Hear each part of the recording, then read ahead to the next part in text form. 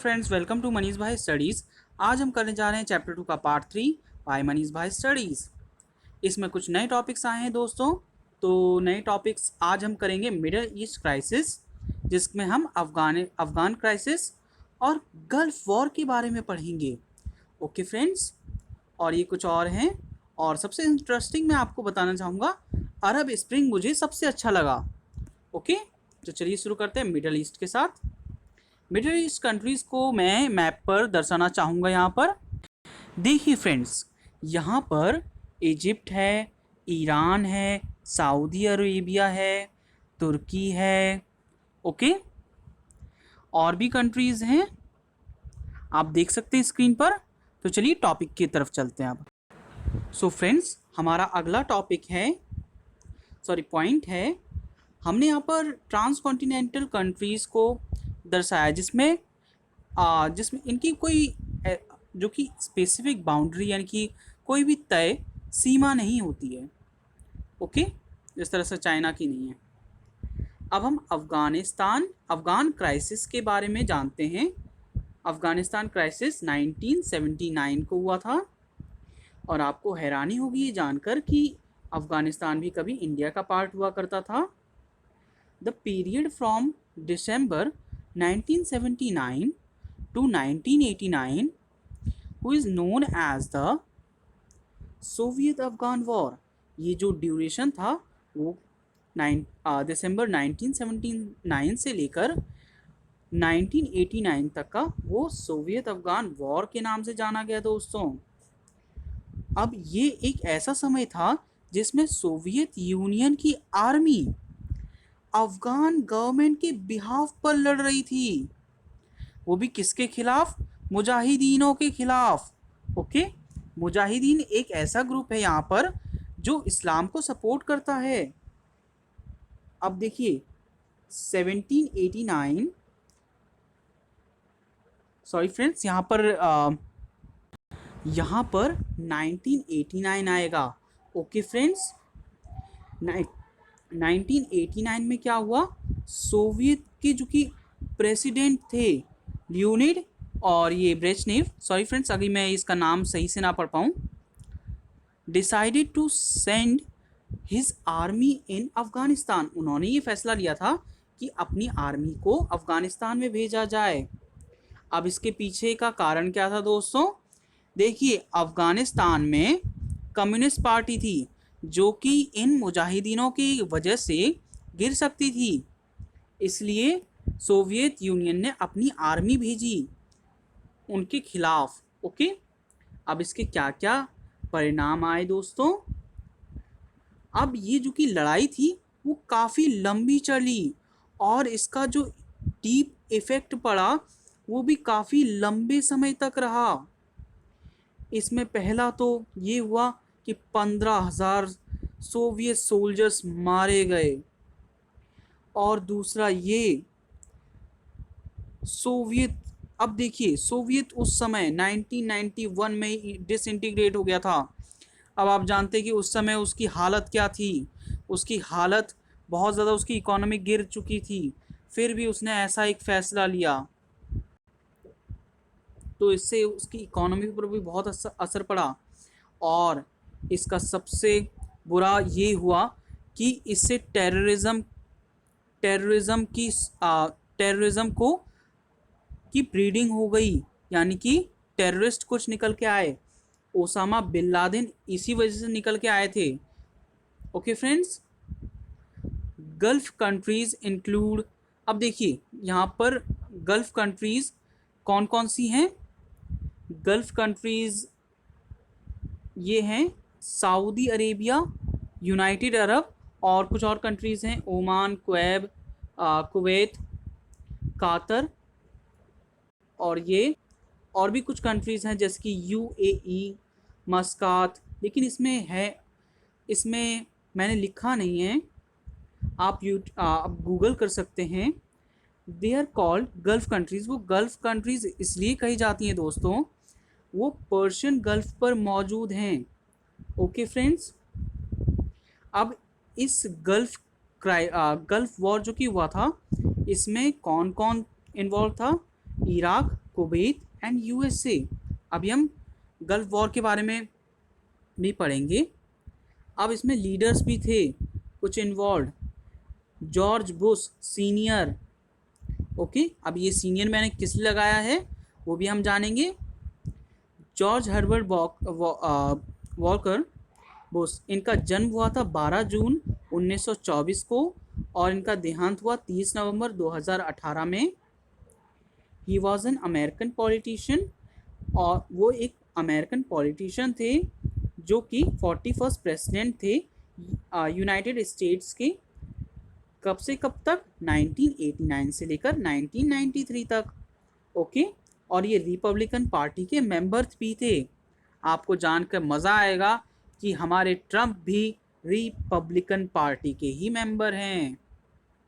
George Bush junior, अब यहाँ पर एक जूनियर भी हैं। देखिए ये थे 43rd प्रेसिडेंट थे यूनाइटेड स्टेट के 2001 से लेकर 2009 तक। और आपको बताऊं, ये जो जॉर्ज हर्बर्ट जिनके बारे में हमने पहले पढ़ा, जॉर्ज बुश सीनियर के बारे में, वो इनके पिता थे जो 41वें यानी कि 41st प्रेसिडेंट बने थे दोस्तों। Saddam Hussain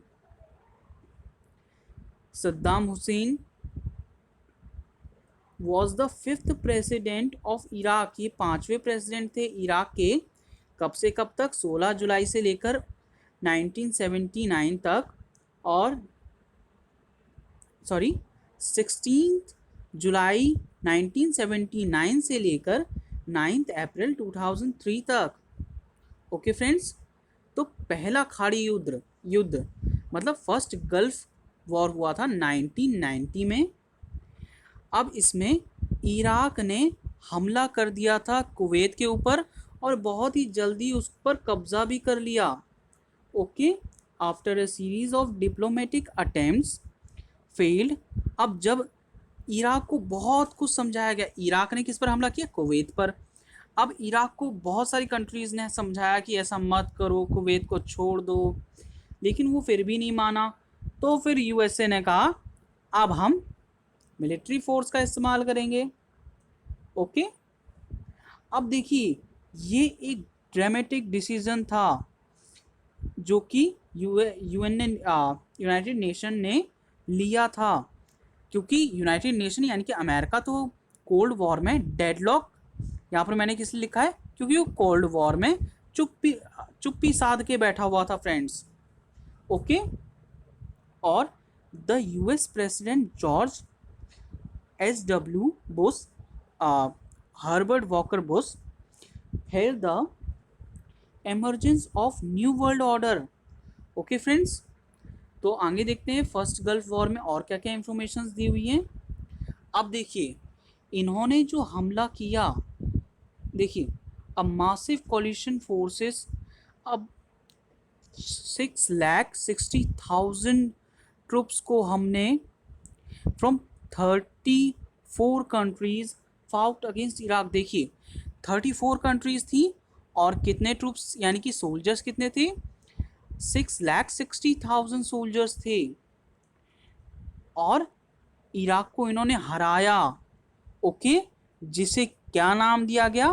first gulf war का नाम दिया गया और इसे ऑपरेशन डेजर्ट स्टॉर्म का भी नाम दिया गया दोस्तों। The Iraq forces were quickly defeated, वो बहुत जल्दी हार गए और फिर उन्हें किसके लिए फोर्स किया गया? विड्रॉ यानी कि वापसी के लिए, कि कुवैत से चले जाओ। ओके, द हाईली, अब देखिए यहाँ पर स्मार्ट बॉम्ब्स का प्रचार हुआ और इस वॉर को क्या कहा गया? War a computer war. इस वॉर को कंप्यूटर वॉर कहा गया दोस्तों। और जब ये वॉर हुई तब ये बहुत ज़्यादा कवरेज में था, टेलीविजन्स के ऊपर, मीडिया के थ्रू, न्यूज़ चैनल्स के थ्रू। अब देखते हैं second gulf war. Second gulf war ये हुई थी 2003 में 19 मार्च को, जिसमें यूएस ने इराक पर हमला कर दिया था दोस्तों। और इसका इसका कोड नेम क्या दिया था इराक पर? देखिए, अमेरिका ने इराक पर हमला कर दिया और इस ऑपरेशन का कोड नेम दिया इराकी फ्रीडम। ओके फ्रेंड्स, अब इसमें 40 कंट्रीज ने भी इन्हें ज्वाइन कर लिया, यूएस को ज्वाइन कर लिया। ओके, अब देखिए, अब ऐसी क्या वजह थी जो कि अमेरिका ने इराक पर हमला कर दिया? अब अमेरिका ने कुछ ख्याली पुलाव पकाए। ओके फ्रेंड्स, उन्होंने कहा कि यहाँ पर ऐसे वेपन्स बनाए जा रहे हैं जिससे बहुत ज़्यादा खतरा हो सकता है, लेकिन जब इन्वेस्टिगेशन हुई तब तो कुछ ऐसा मिला ही नहीं। तो हम ये भी कह सकते हैं कि ये सब ऑयल फील्ड्स के लिए किया गया, क्योंकि आप जानते हैं कि इराक से बहुत ज़्यादा ऑयल प्रोड्यूस होता है फ्रेंड्स। ओके, देखते हैं और क्या क्या दे रखा है। जो कि सद्दाम हुसैन की गवर्नमेंट थी, उसे भी इन लोगों ने एक सेकेंड फ्रेंड्स, इन्होंने सद्दाम हुसैन की गवर्नमेंट को गिराना चाहा, लेकिन फिर भी ये इराक के मतलब ये ऑयल फील्ड्स पर कब्जा नहीं जमा पाए। ओके फ्रेंड्स, और वहाँ पर अपना दबदबा भी नहीं बना पाए। It is now widely recognized that the US invasion of Iraq was both a military and political failure। अब देखिए, ये अब अमेरिका की असली रणनीति क्या थी? वो चाहता था कि वहाँ के ऑयल फील्ड्स जो की थी उस पर यूएस का कंट्रोल हो जाए, और वैसा नहीं हो पाया। लेकिन तो फिर इसे वहाँ की मिलिट्री और पॉलिटिकल फेलियर भी कहा गया, कि वहाँ की मिलिट्री और पॉलिटिक्स फेल है फ्रेंड्स। ओके, तो चलिए दी एंड। अगली बार हम इसके नेक्स्ट टॉपिक्स करेंगे जो कि अभी अभी ऐड हुए हैं। Thank you very much. Like, share and subscribe my channel. Bye bye, tata, take care, stay home, stay safe.